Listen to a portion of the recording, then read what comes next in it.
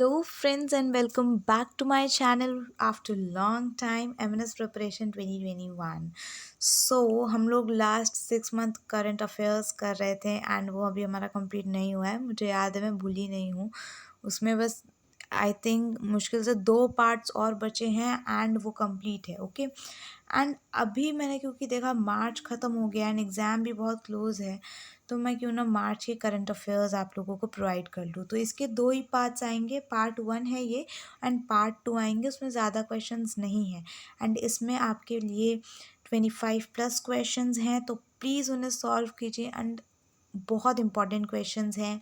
इसी से आएगा क्वेश्चन, इससे बाहर कुछ नहीं आएगा। और जहाँ कुछ भी इम्पॉर्टेंट है, कुछ स्टैटिक जो रह गया होगा, वो भी मैं आपको साथ साथ में कराते जाऊँगी। Okay and one more thing guys, बहुत बच्चों का क्वेश्चन है कि वीडियोस क्यों नहीं आ पा रहे हैं। तो आप लोगों को भी पता है कि मुझे भी एमएनएस की प्रिपरेशन करनी है, तो उसी वजह से वीडियोस थोड़ा कम अपलोड हो रहे हैं। बट रीसेंट जो भी है, जैसे करंट अफेयर्स वगैरह और अभी कुछ पॉलिटी के 1-2 इम्पॉर्टेंट वीडियोज़ हैं, वो भी मैं आपको जल्द से जल्द अपलोड कर दूँगी। ओके सो या without wasting any time let's start. तो आज का हमारा पहला क्वेश्चन है, national science day. National science day कब मनाया जाता है, ये क्वेश्चन है। तो ये मनाते हैं 28 फरवरी को। ठीक है, नेशनल साइंस डे जो है 28 फरवरी को मनाया जाता है एंड ये मनाया जाता है ड्यू टू सीवी रमन, जो कि इंडियन साइंटिस्ट थे एंड इन्हें नोबेल प्राइज़ मिला था फिज़िक्स में और इन्होंने डिस्कवर किया था रमन इफ़ेक्ट। तो उसी दौरान ये मनाया जाता है नेशनल साइंस डे। तो इम्पॉर्टेंट बन जाता है question. Second question, recently which country got GI tag for basmati rice. So basmati rice के लिए रिसेंटली कौन सी कंट्री को जीआई टैग मिला है, तो इसका आंसर हो जाएगा पाकिस्तान। अच्छा, पाकिस्तान को एक और चीज़ के लिए जीआई टैग मिला है, वो है सैफ़रॉन के लिए। ठीक है, तो अगर आपसे पूछे रिसेंटली किसे सैफ़रॉन के लिए जीआई टैग मिला है, दैट इज़ पाकिस्तान। ये भी इम्पॉर्टेंट क्वेश्चन बन जाता है। Question number 3. Recently, which state government has approved reservations for 75% state youth in private sector jobs? तो 75% state youth जो है, जिन्हें प्राइवेट सेक्टर जॉब में ऐड कर दिया गया है, कौन से स्टेट गवर्नमेंट ने किया है रिसेंटली, तो इसका आंसर हो जाएगा हरियाणा। ऐसा नहीं है कि हरियाणा पहला ऐसा सोचे आपकी पहला स्टेट है, नहीं, इससे पहले और भी 2 स्टेट्स ने कर रखा है ऐसा। तो अगर आपसे रिसेंटली पूछा जाए तो आप हरियाणा वहाँ पे मार्क करेंगे। Next question number 4, which Indian wrestler has recently won a gold medal in the women's 53 kg category. So अगर आपसे 53 kg कैटेगरी में गोल्ड मेडल की बात की जाए तो वो मिला है विनेश फोगाट जी को। विनेश फोगाट एक बहुत अच्छी रेसलर है एंड इन्हें 53 kg का कैटेगरी का गोल्ड मेडल मिला है। Okay, next question number 5, what is the theme of zero discrimination day 2021। So zero discrimination day जो है ये 1 मार्च को सेलिब्रेट किया जाता है। इम्पॉर्टेंट है कब सेलिब्रेट किया जाता है, ये भी 1 मार्च को। एंड थीम पूछी गई है आपसे 2021 की, तो थीम था इसका zero discrimination against women and girls, क्योंकि लोग वुमेन्स एंड गर्ल्स के में ही ज़्यादा भेदभाव करते हैं, तो उनके लिए ज़ीरो डिस्क्रिमिनेशन करने का थीम हमें इस साइड प्रोवाइड किया गया था। तो ज़ीरो डिस्क्रिमिनेशन डे है और ज़ीरो डिस्क्रिमिनेशन से ही थीम स्टार्ट है एंड वुमेन्स एंड गर्ल्स, तो आप इसे ईजिली मार्क कर सकते हैं, right. Next question number 6, world wild life day is celebrated on. World wild life day कब सेलिब्रेट किया जाता है, ये भी इम्पॉर्टेंट है। तो इट इज़ सेलिब्रेटेड ऑन 3 मार्च। मार्च में बहुत सारे ऐसे बहुत सारे ऐसे डेट्स हैं जो कि इम्पॉर्टेंट हैं। मैं आपको लास्ट में पूरी इनकी लिस्ट बनवा दूंगी, जब ये हमारा कंप्लीट हो जाएंगे सारे क्वेश्चंस, तब मैं आपको सारी की लिस्ट बना के दे दूंगी। ठीक है, नेक्स्ट क्वेश्चन पे चलते। क्वेश्चन नंबर 7 है, India has signed an agreement with which country to supply BrahMos missile and other defence equipment. तो इंडिया ने किस कंट्री के साथ एग्रीमेंट की है कि वो ब्रह्मोस मिसाइल प्रोवाइड करेगा इंडिया। ठीक है, तो फिलीपींस के साथ ये एग्रीमेंट साइन किए। इंडिया ने कहा है फिलीपींस को कि हम आपको ब्रह्मोस मिसाइल भी देंगे एंड कुछ अदर डिफेंस के इक्विपमेंट्स भी देंगे। कई बार ये भी क्वेश्चन पूछ लिया जाता है स्टैटिक से कि ब्रह्मोस मिसाइल किस कंट्रीज़ ने मिलकर बनाया है, तो इसे इंडिया ने बनाया है और इंडिया के साथ प्लस इंडिया के साथ है सो इंडिया एंड रशिया। ठीक है, तो इंडिया प्लस रशिया इन दोनों ने मिल के बनाया है ब्रह्मोस मिसाइल को, तो ये इम्पॉर्टेंट बन जाता है। ओके, नेक्स्ट क्वेश्चन है which country has recently allowed women to enter to the arm forces. तो ऐसी कौन सी कंट्री थी भाई जो अब तक आर्म फोर्सेस को में वुमेन को नहीं अलाउ किया था, तो वो सऊदी अरेबिया थी, और यहाँ पे अभी अभी अलाउ किया गया है। तो this is also one of the most important question बन जाता है क्योंकि डिफेंस रिलेटेड है। Next question number 9, name of which has to name the biggest cricket ground of निया मोटेरा। मोटेरा स्टेडियम, इसका नाम अभी हाल ही में बदल दिया गया है एंड इसका नाम रखा गया है प्राइम मिनिस्टर नरेंद्र मोदी जी के नाम पे, that is Narendra Modi stadium इसका नाम रखा गया है। तो ये इम्पॉर्टेंट है एंड ये डेफिनेटली मुझे लग रहा है कि पक्का ही आएगा एमएनएस में। Next question number 10, the world water day is celebrated on which date. तो वर्ल्ड वाटर डे जो है ये 22 मार्च को मनाया जाता है। ठीक है, ये बहुत इंपॉर्टेंट है एंड इसका जो थीम था 2021 का वो था वैल्यूइंग वाटर। तो मैंने थीम भी यहाँ पे आपको प्रोवाइड कर दी है। 22 मार्च को थीम है valuing water, world water day. अच्छा, 22 March, then we have 22 April and then we have 22 May. ठीक है, मार्च अप्रैल मई तीनों के 22 डेट्स और दिसंबर के भी 22 डेट। ये बहुत इंपॉर्टेंट है, क्यों? क्योंकि 22 मार्च को होता है वर्ल्ड वाटर डे, ये तो मैंने आपको बता दिया। ठीक है, फिर 22 अप्रैल को होता है अर्थ डे, तो ये भी इम्पॉर्टेंट है। एंड 22 मई को होता है biodiversity day, world biodiversity day, तो ये भी इम्पॉर्टेंट है। एंड 22 दिसंबर को होता है मैथमेटिक्स डे, ये भी इम्पॉर्टेंट है। यहाँ पे थोड़ा से थोड़ा मिक्स सा हो गया है, बट मैं आपको रिपीट कर दे रही हूँ, आप लोग लिख लीजिए। 22 मार्च हो गया हमारा world water day, then we have 22 April जो कि है earth day, 22 May biodiversity day and 22 December mathematics day, तो ये भी इम्पॉर्टेंट है। ओके, नेक्स्ट क्वेश्चन पे चलते हैं। Question number 11, which country is on 4th rank in strengthening military in the world. So 4th rank पे कौन सी कंट्री आ रही है जिसने अपने मिलिट्री को बहुत ज़्यादा स्ट्रेंथनिंग किया है, मतलब पावरफुल बनाया? तो 4th रैंक पे है अपना इंडिया। ठीक है, India is on 4th rank.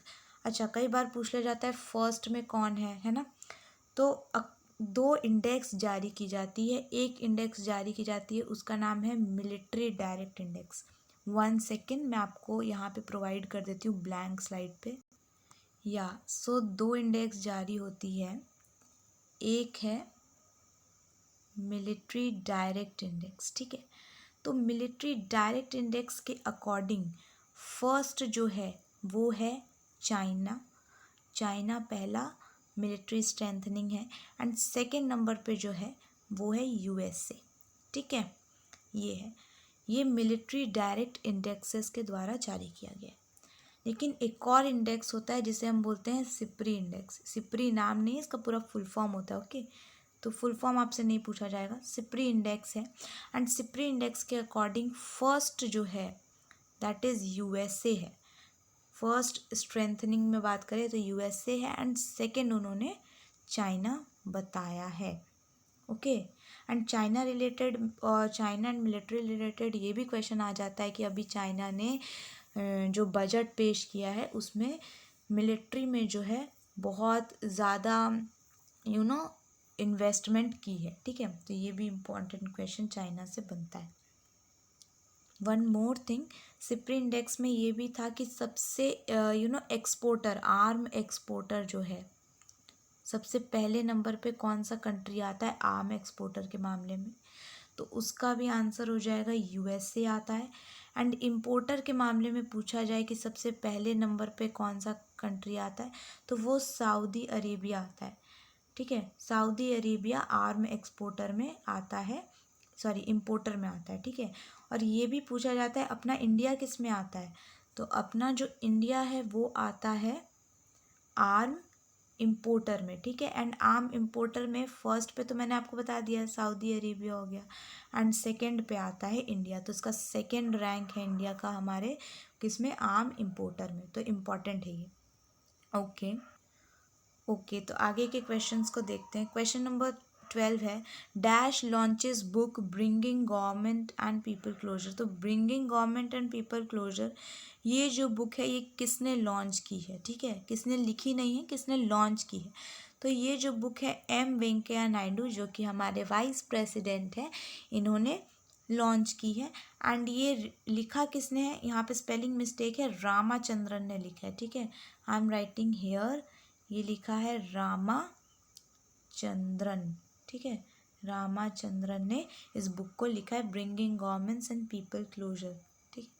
अच्छा, अभी एक इम्पॉर्टेंट बुक मैंने आपको बहुत सारी बताई है, उस लिस्ट में मैंने आपको एक बुक नहीं बताई थी जिसका नाम है अनफिनिश्ड, ठीक है। तो अनफिनिश्ड जो बुक है ये किसने लिखा है ये पूछ लिया जाता है, तो this book is written by Priyanka Chopra. This book is written by Priyanka Chopra. क्या नाम है, अनफिनिश्ड, इम्पॉर्टेंट है। Next question number 13, park library setup for children is launched by which state on world poetry day. तो वर्ल्ड पोएट्री डे पहली बात तो हम celebrate कब करते हैं ये पूछ लिया जाता है। So it is celebrated on 21 मार्च, ठीक है। वाटर्स डे से पहले 21 मार्च को हम लोग सेलिब्रेट करते हैं वर्ल्ड पोएट्री डे। तो इस दिन एक पार्क लाइब्रेरी खोली गई थी चिल्ड्रंस के लिए, तो ये उड़ीसा में खोली गई थी। एंड उड़ीसा में इसे इनॉग्रेट किसने किया था या लॉन्च किसने किया था, तो उड़ीसा के सीएम ने। तो उड़ीसा के सीएम का नाम क्या है, नवीन पटनायक जी। नवीन पटनायक जी ने, पटनायक NAIK, ठीक है, नवीन पटनायक जी ने इसे लॉन्च किया था उड़ीसा में। एंड क्यों लॉन्च किया गया, इसका इनिशिएटिव क्या है कि बच्चे जो हैं पार्क में आएंगे तो उनके लिए उनको लगेगा पार्क लाइब्रेरी है, वहाँ पे बहुत सारी बुक्स रखी हुई हैं related to nature, wildlife, other बहुत सारी इंपॉर्टेंट बुक्स रखी गई हैं, तो बच्चे उन्हें पढ़ेंगे, उनमें एक रीडिंग हैबिट बनेगी। इस इनिशिएटिव से इस लाइब्रेरी को लॉन्च किया गया है। और भी बहुत सारी स्टैटिक में लाइब्रेरी है, जैसे बोट लाइब्रेरी। तो बोट लाइब्रेरी जो है ये कोलकाता में है, ठीक है, कोलकाता वेस्ट बंगाल। एंड कोलकाता कौन से रिवर के बैंक्स पे आता है ये भी पूछ लिया जाता है, तो वो आता है हुगली रिवर के बैंक पे। ये सारी वीडियोस मैंने आपको कराई गई हैं, मैंने आपको बोला ना, आप लोगों ने कहा था प्लेलिस्ट बनाने, मैंने प्लेलिस्ट भी बना दिया है, go and check to the channel. Okay, next question, question number 14, which state और यूटी हैज़ लॉन्च्ड मुख्यमंत्री घर घर राशन योजना। तो मुख्यमंत्री घर घर राशन योजना बहुत ज़्यादा न्यूज़ में था। वैसे तो ये लॉन्च न्यू दिल्ली ने किया, राइट, ये एक यूटी है। तो बात ये आया कि यूटी में सीएम को इतनी ज़्यादा वो नहीं दी जाती है, कहते पावर नहीं दी जाती है, ठीक है। सीएम को इतना ज़्यादा नहीं, मोस्टली चीज़ें प्रेसिडेंट ही डिसाइड करता है। बस 3 ऐसी यूटीज़ हैं जहाँ पे सीएम है, राइट, और वो भी अभी पुडुचेरी में से हट गए हैं, वहाँ पे भी प्रेसिडेंट रूल चल रहा है। तो इसीलिए इस पे हुआ था कि मुख्यमंत्री क्यों लगाया है आगे, तो इस पे बहुत ज़्यादा कंट्रोवर्सी हुई थी। एंड बाद में इसका नाम चेंज कर दिया गया, मुख्यमंत्री उसमें से हटा दिया गया, और अब जो इसका नया नाम है वो है डोर स्टेप राशन डिलीवरी। क्या नाम है, डोर स्टेप राशन डिलीवरी, ठीक है। तो ये क्या है, आपके घर तक राशन पहुंचाया जाएगा, डोर स्टेप राशन डिलीवरी।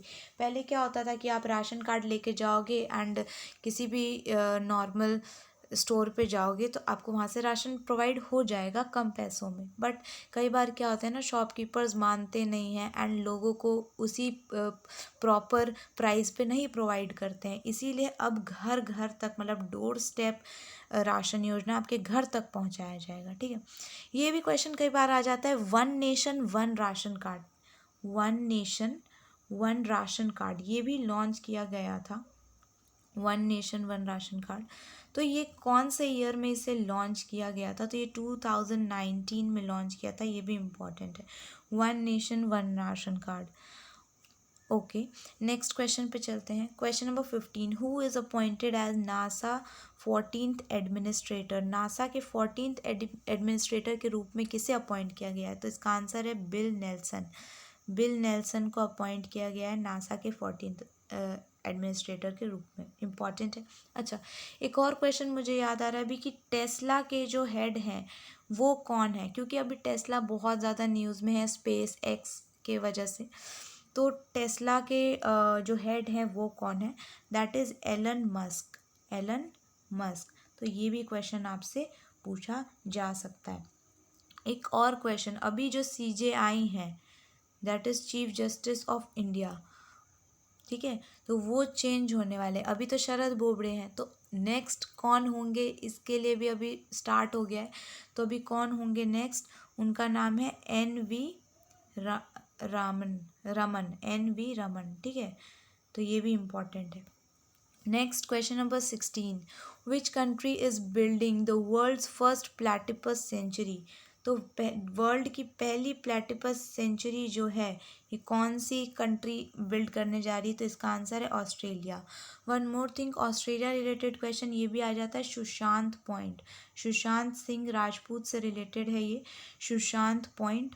तो ये कहाँ पे है? ये भी ऑस्ट्रेलिया में है, तो ये इम्पॉर्टेंट बन जाता है।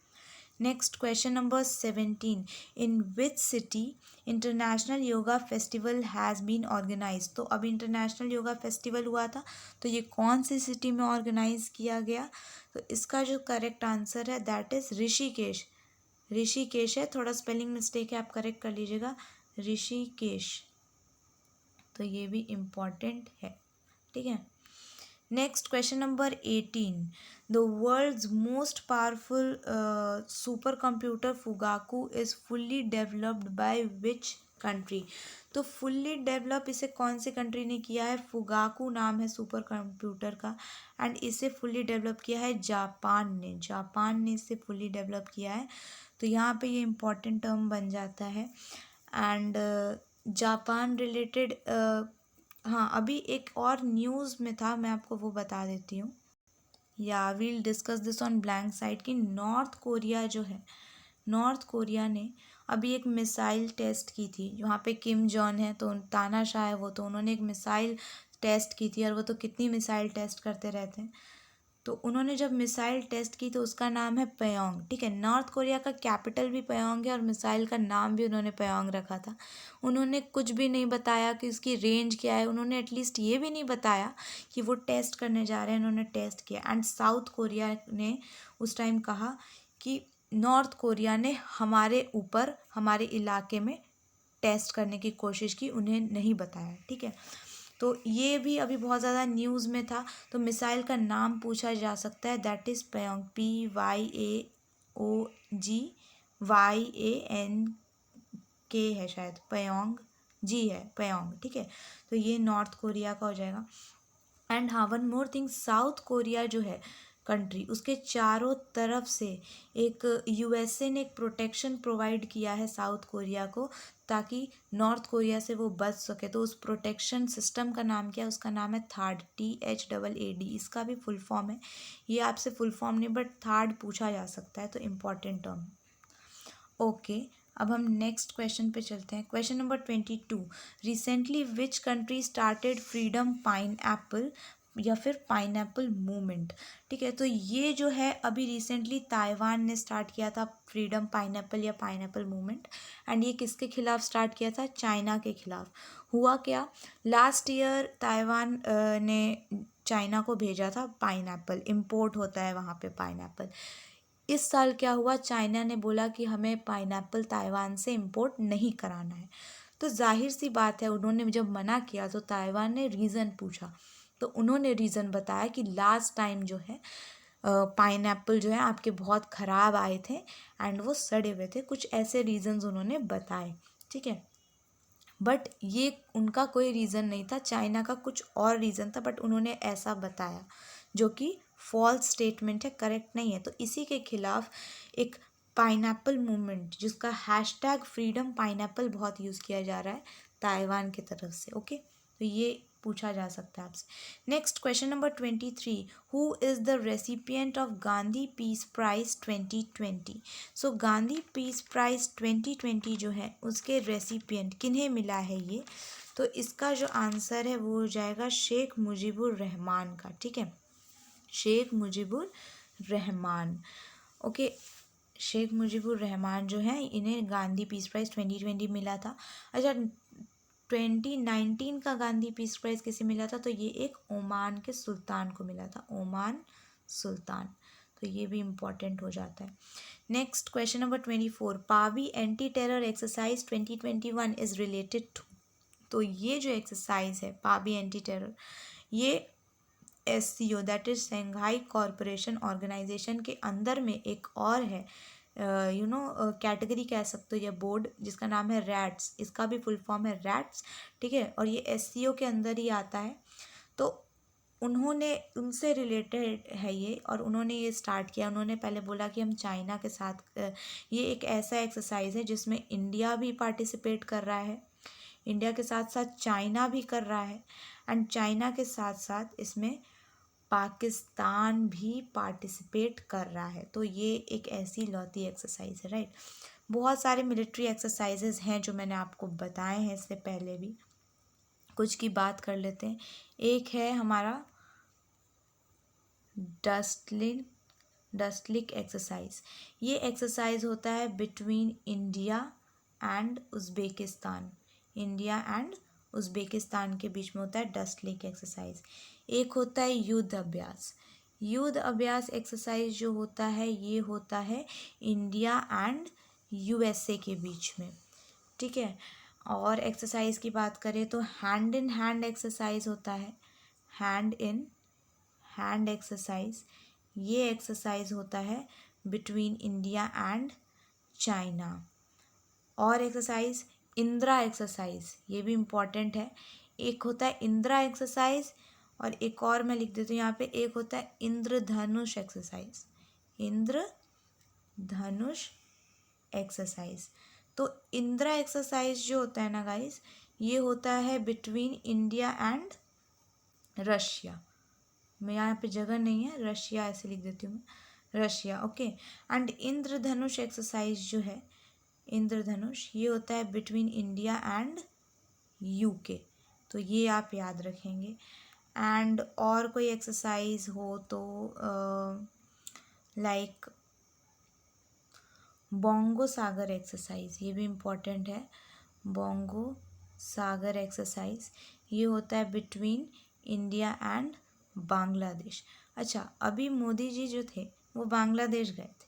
ठीक है, तो जब वो बांग्लादेश गए थे तो उन्होंने वहाँ पे बहुत सारी कुछ ऐसी इम्पॉर्टेंट, कहा था ना हम लोगों ने कि बहुत सारी इम्पॉर्टेंट चीज़ों पे साइन हो गए हैं, एग्रीमेंट्स पे साइन हो गए। तो वहाँ पे से एक और ट्रेन चलाई जा रही है इंडिया और बांग्लादेश के बीच में, जिसका नाम है मिथाली एक्सप्रेस। ठीक है, तो ये क्वेश्चन पूछा जा सकता है रिसेंट से कि मिथाली एक्सप्रेस जो ट्रेन है, उस ट्रेन का नाम बताइए जो अभी रिसेंटली लॉन्च होने वाली है या हो चुकी है इंडिया और बांग्लादेश के बीच में। तो उसका नाम है मिथाली एक्सप्रेस। इससे पहले भी और 2 ट्रेन्स जो हैं यहाँ इंडिया एंड बांग्लादेश के बीच में चलती हैं। एक का नाम है मैत्री एक्सप्रेस और एक का नाम है बंधन एक्सप्रेस। ये दोनों पहले से ही यहाँ इंडिया और बांग्लादेश के बीच में चलती हैं, एंड अभी जो चली है उसका नाम है मिथाली एक्सप्रेस। तो ये कुछ इम्पॉर्टेंट थे। नेक्स्ट आगे के क्वेश्चंस पे चलते हैं। आगे क्वेश्चन है question number 25, Ken river and Betwa river. Ken river and Betwa river is located on which Indian state. तो ये केन रिवर जो है ये मध्य प्रदेश में है, एंड बेतवा रिवर जो है ये उत्तर प्रदेश में। ये दोनों रिवर अभी बहुत ज़्यादा न्यूज़ में है।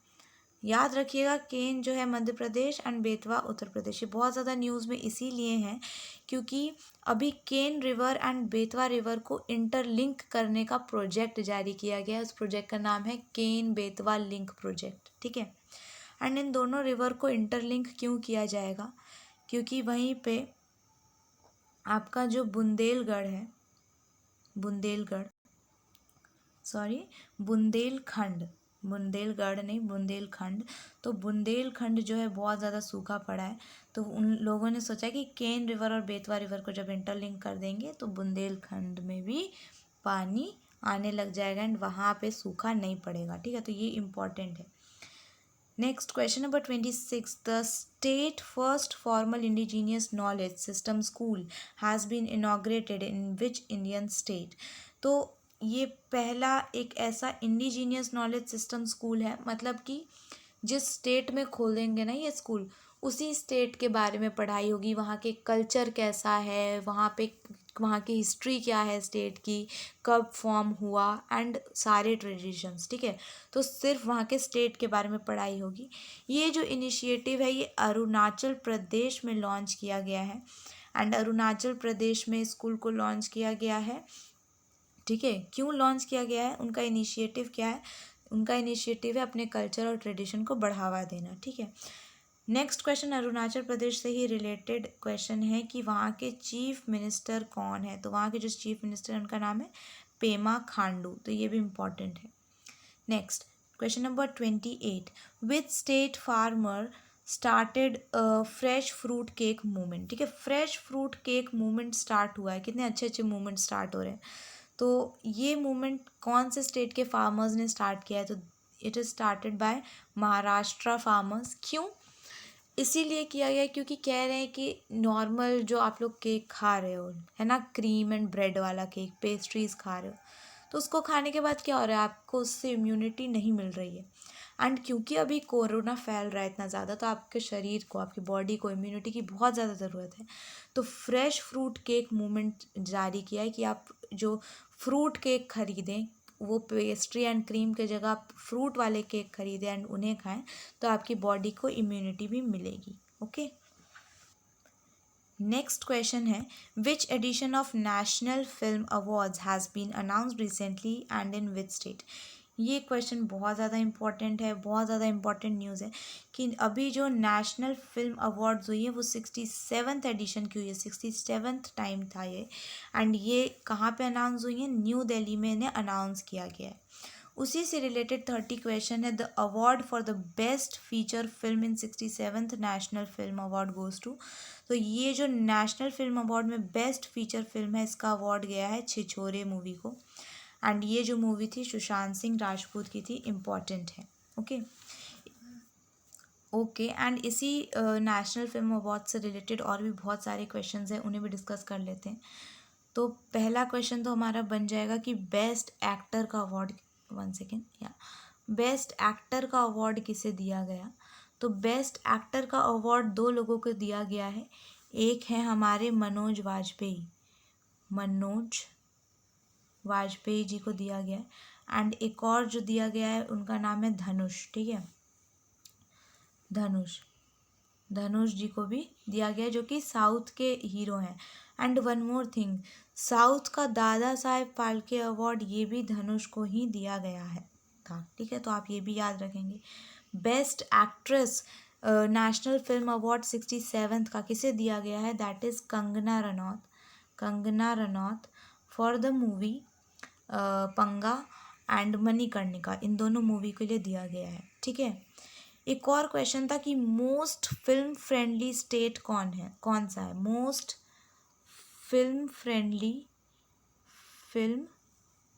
फ्रेंडली स्टेट, तो इसका जो अवार्ड मिला है ये अवार्ड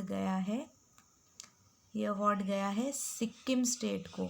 तो ये भी क्वेश्चन इम्पॉर्टेंट है, सिक्किम को गया है। ठीक है, अच्छा आपसे ये भी पूछ लिया जा सकता है कि 66th जो एडिशन था उसमें बेस्ट फीचर कौन सी फिल्म थी? तो उसमें जो बेस्ट फीचर फिल्म थी उसका नाम था हिलोरा। ठीक है, हिलोरा नाम था। एंड अगर बेस्ट हिंदी फिल्म पूछ लिया गया 66th का, तो उसका नाम था उरी मूवी। ठीक है, उरी मूवी। एंड इससे पहले जो बेस्ट एक्ट्रेस थी 66th नेशनल फिल्म अवार्ड में, वो थी कृति सुरेश। एंड बेस्ट एक्टर थे विक्की कौशल एंड आयुष्मान खुराना। तो ये सारी इम्पॉर्टेंट हैं। ठीक है, इस साल की भी पूछ सकते हैं, लास्ट जो नेशनल हुआ था वो भी पूछ सकते, तो उसे भी हम लोग याद रखेंगे। ठीक है, तो ये हमारी टोटल इतने क्वेश्चंस थे एंड मैंने बहुत कुछ एक्स्ट्रा भी बताने का कोशिश किया है। हाँ, आज की भी एक रीसेंट न्यूज़ है, जिन्होंने आज का करंट अफेयर देखा होगा, न्यूज़पेपर पढ़ा होगा, कि इस बार की जो 51st दादा साहेब फाल्के अवार्ड हैं उसका रेसिपिएंट भी चुन लिया गया है। एंड ये प्रकाश जावड़ेकर जी ने इसे अनाउंस किया है। एंड वो कौन है? रजनीकांत। ठीक है, रजनीकांत। तो रजनीकांत जी को 51st दादा साहेब फाल्के अवार्ड से नवाजा जाएगा। अच्छा, ये भी क्वेश्चन आ जाता है दादा साहेब फाल्के अवार्ड में क्या मिलता है? तो उसमें शॉल मिलता है, ठीक है, 10 लाख रुपीज़ की अमाउंट मिलती है, एंड एक गोल्डन लोटस मिलता है, गोल्डन लोटस मिलता है। तो ये है। ओके, तो ये सारे क्वेश्चंस थे। I hope you guys like this video. Thanks for watching. Please like, बहुत मेहनत लगी है guys, and share to the friends who are preparing for MNS 2021। And अभी तक आपने मेरे चैनल को सब्सक्राइब नहीं किया है तो please subscribe to my channel please. Okay, and हाँ, पढ़ते जाइए साथ में एंड अपने सपनों को पूरा करते जाइए। ज़्यादा दूर है नहीं हम लोग, है ना। अभी कंफर्म तो नहीं हुए एग्ज़ाम डेट, बट जैसे ही कंफर्म होंगे, आपको पता है जिस तरह से नोटिफिकेशन रिलीज़ हुआ था तो न्यूज़ सबसे पहले हमने दी थी, उसी प्रकार से इसकी भी न्यूज़ सबसे पहले हम ही दे देंगे। ओके, तो once again thank you, keep supporting, bye bye.